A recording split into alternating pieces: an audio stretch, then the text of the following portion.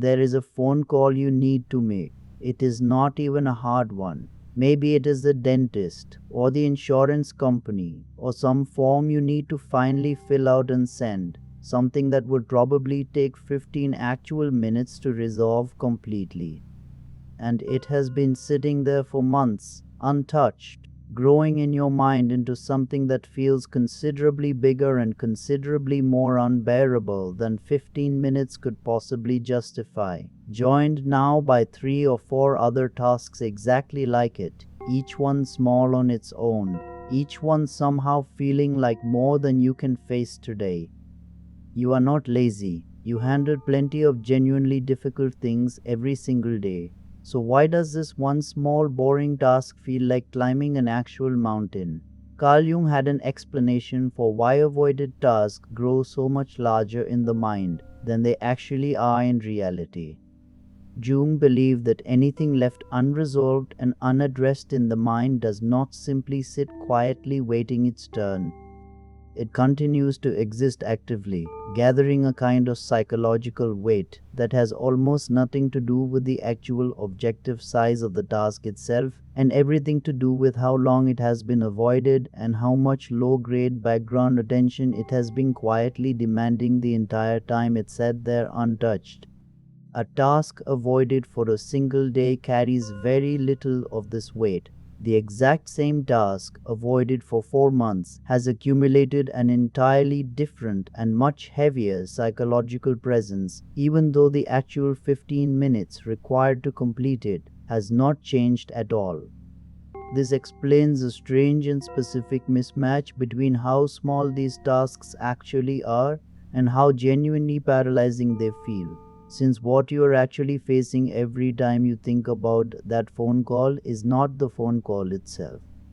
It is the accumulated weight of every single day you have quietly carried, the discomfort of not having done it yet, a weight that has grown considerably larger than the original task ever deserved, purely through the act of continued avoidance.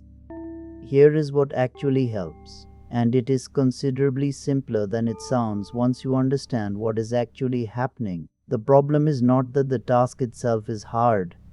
The problem is that avoidance has let it accumulate weight far beyond its real size. So the solution is not finding more willpower or more time. It is deliberately shrinking the task back down to something so small that avoidance no longer makes any sense at all.